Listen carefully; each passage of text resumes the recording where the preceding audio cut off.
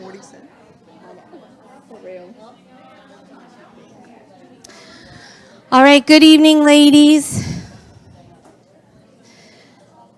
My name is Ellen Pell. I think I know almost all of y'all, so I'm not going to introduce myself other than that.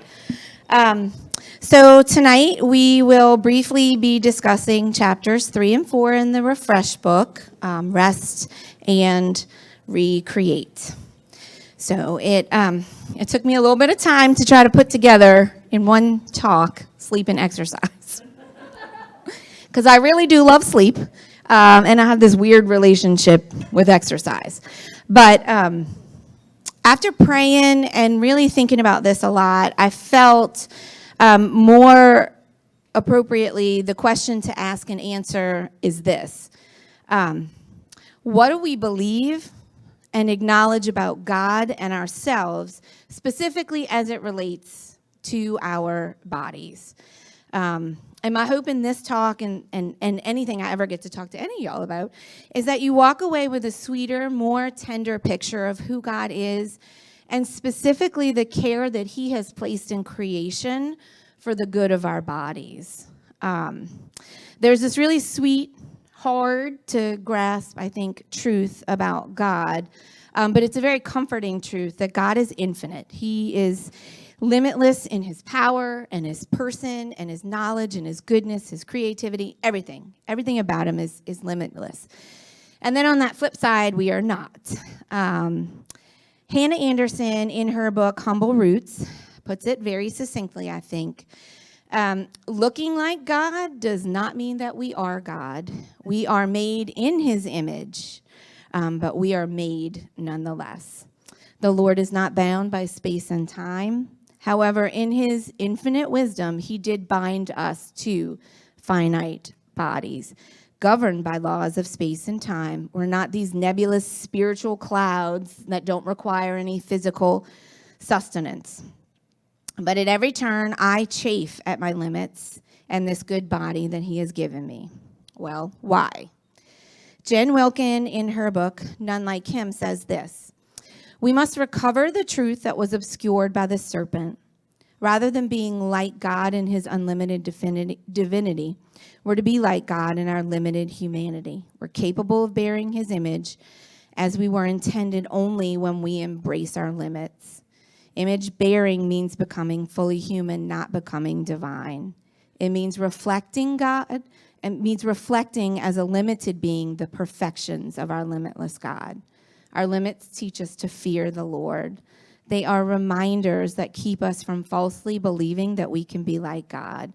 So it makes sense that our self-worship would so often take the form of convincing ourselves that we are or ought to be limitless. But God, knowing my limits and yours as well, built boundaries into creation. That while things were still as they should be, while they were still perfect, God created us with limits, good limits, inside human bodies that would require that physical attention. And so I feel like this should comfort us today that there's nothing wrong with us when we are tired and when we're hungry and our bodies are stiff and we get run down. Needing rest is not negative, it's human. But so like him in his care for us, he doesn't leave us tired and he doesn't leave us hungry and stiff and run down. He's built beautiful things into the created order that refresh our bodies. These very bodies he calls us to care for as we go about the physical and mental work he's prepared in advance for us. Rest. He calls us to many forms of rest. He calls us to rest for our souls, rest for our minds, rest from striving to win his affection, and rest for our bodies. So why, when we know that other forms of rest, those other forms that he calls us to are good, why would we somehow think that rest for our bodies, primarily in the form of sleep, is something that we could tell him, I think I could probably do with less than you really think or built in me to need.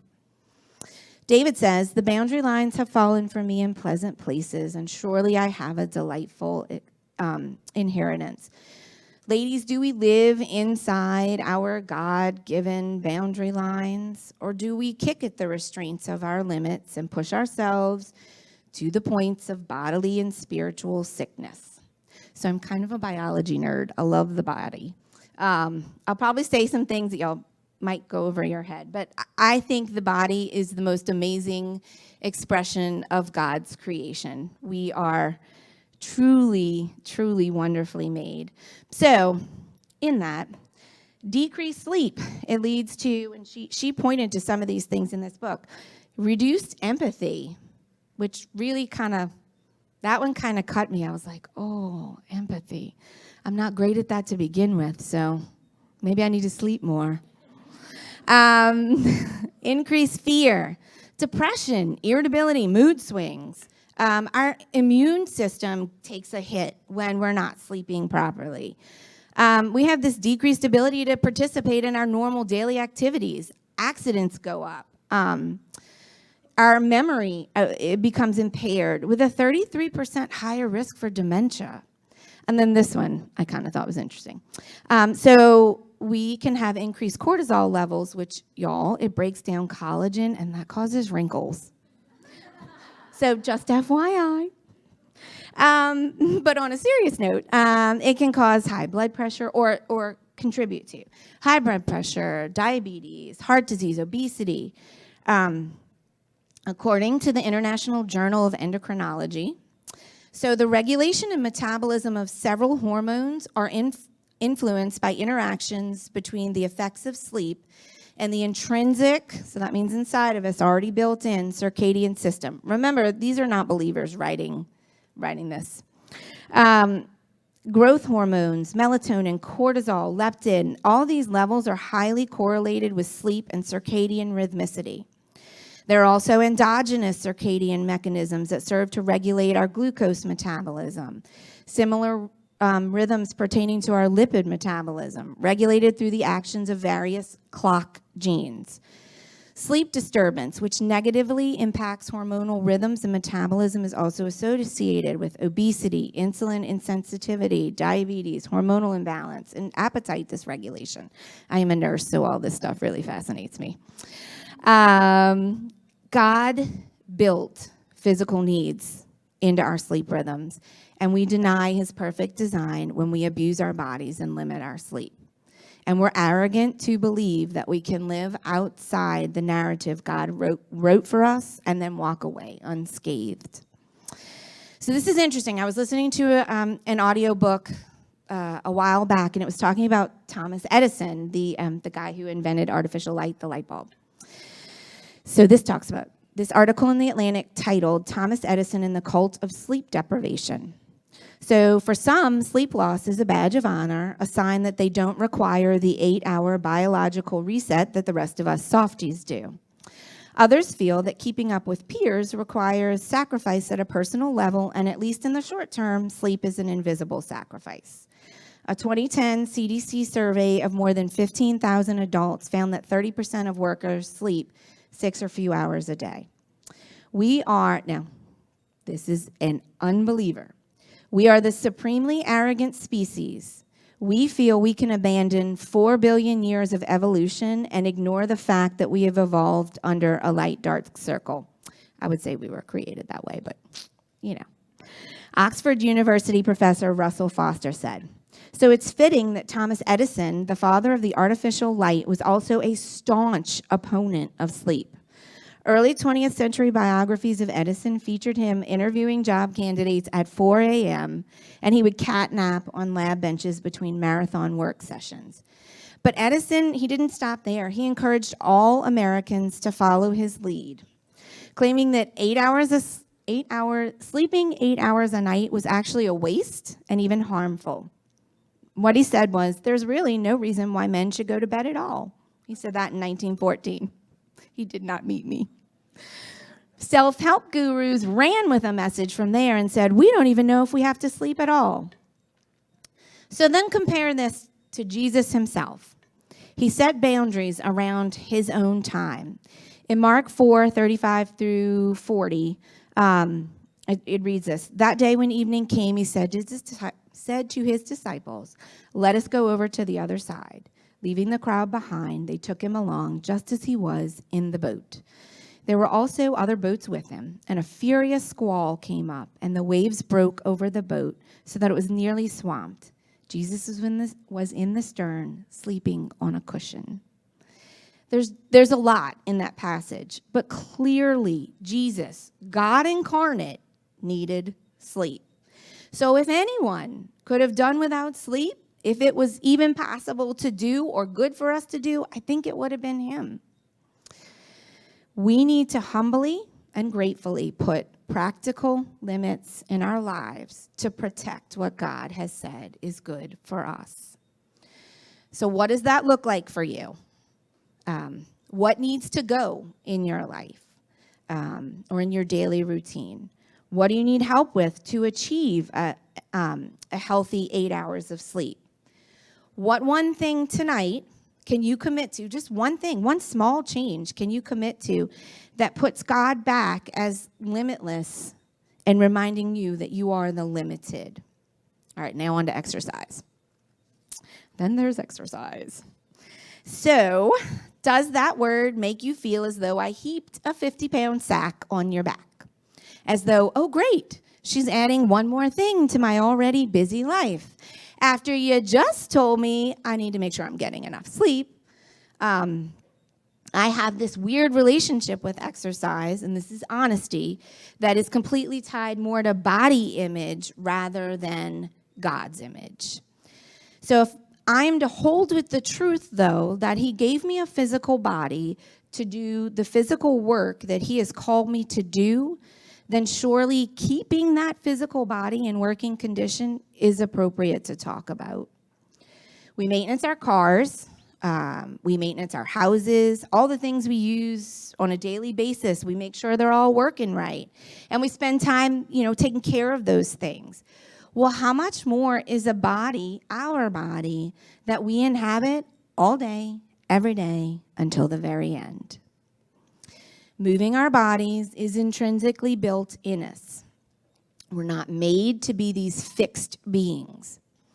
God created living things in the very beginning to move and to work, and ours specifically to move and work inside these bodies. Our life is bound up in movement. Walking, running, jumping, bending, lifting, you get the gist. Laura Whiffler, in a Risen Motherhood article titled Recreation to Live and Move in Motherhood, and this does not just apply to motherhood, I think it's going to apply to every stage in some form, even more so as human beings, image bearers of God. Movement is a significant means of reflecting, worshiping, and serving our Creator. Adam and Eve were to work the garden and subdue creation. Their existence on the earth required movement for work and as a blessing to enjoy recreation. Our bodies are amazingly and creatively put together. Muscles, bones, circulation, our lungs, the heart. I love the human body and the way it works, and it is truly a masterpiece in creation, created to do amazing things. They are a gift from our Creator, and they require a little care from us. God again built boundaries into our bodies, or needs, if you will. Our bodies require regular movement to function. So when he designed us, he made our bodies such that moving them promotes things like, oh, I love this, happy hormone releases. Exercise reduces stress and anxiety. And by exercise, y'all, this is a very broad term. I'm not, categorizing exercises as certain things. It's movement. I would say movement better. It improves, ladies, as we get older, it improves our bone density. When we are moving those muscles pull, love this, pull on our bones, and it increases tension, and it causes our bones to be stronger. It increases cardiovascular health, and there's so many other scientifically proven benefits. It's just good to move our bodies. Laura Whiffler again says, physical fitness is a tool that God has given us to serve others, to offer our bodies as living sacrifices of worship. As we strive to keep our bodies active, we can be the kind of mothers, and I'm going to go further with this, the kind of grandmothers, sisters, friends, aunts, whatever in that category you fall in, that we would be able to be quick to jump off of a couch, to pick up the living room, to play tag in the yard with a neighbor's kids. That's not the whole spectrum of life, just giving some examples here. To carry in groceries for an elderly neighbor, to run from point A to point B when our teens run cross country. My girls know I do this. I don't know where my girls are. Oh, they're all the way in the back. They know, or like jump and cheer when my girls are playing. Yes. So this is Laura Whiffler continuing on. I'll never forget my kids' faces when I hopped on the trampoline with them for the first time. They were in shock and awe, and none of us could stop laughing. When our bodies are used to movement, we are more ready to serve when asked. We're able to work when needed, and more primed, this is it, more primed to do the good works that God prepared beforehand for us. Even this small act of moving our mouths into a smile, I would consider that exercise. Can benefit others, showing the welcoming face of a person whose joy rests in Jesus. So practically, not every season of our lives looks realistically like going to a gym. And maybe some of us just aren't geared towards a gym. But all of us, in some form or another, can move our bodies in ways that turn to God and say, you designed me to move, and it is how I am to fulfill the purpose that you created me for. As our lives and our bodies allow us, let's choose to move. And again, I would ask you, what does this look like in your specific life, in the specific season that you find yourself in? What thing maybe needs to be let go or adjusted to make room for this good movement that God's invited you into? What small ways, ladies, you start small, build some habits. What small ways can you begin to purposefully move your bodies? What friend can you invite into accountability and companionship? I have a friend that I have been walking with for, like, spiritually and physically, so it's a twofer, for over 10 years. And we used to be able to walk every week. Now we don't get to walk every week. You know, lives change, things get busy. But I did get to walk with her on Wednesday, and it was amazing. The fellowship, we walk for an hour together, we talk for an hour together, and then we get coffee for like an hour and a half. It's so, you know, and in years past, I've had to do it at 6 o'clock in the morning. You know, recently our kids are older, we can do it at 7. Again, seasonal. What does it look like in your life?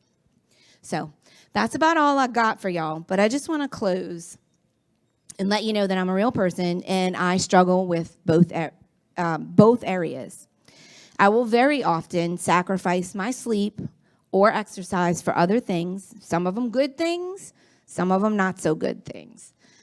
But as I woke up this morning, and my girls told me, well, one of them told me, don't take that out, Mom. They need to know that you're a real person. As I woke this morning with a headache and anxiety welling up in me over the myriad of things that were set before me today. It is my husband's 50th birthday. So if y'all see him, tell him happy birthday. I was not anxious because of his birthday. It was just all the things that I felt like were falling on me today. I very specifically reminded myself, I was in my bathroom, and I said, he is limitless. I am not. He cares for me when my limited body is failing and feeling fragile, which I was this morning.